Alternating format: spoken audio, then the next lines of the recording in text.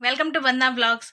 आज मैं आप लोगों के सामने चकली की रेसिपी लेके आई हूँ, जिसे हम मुरकू भी कहते हैं।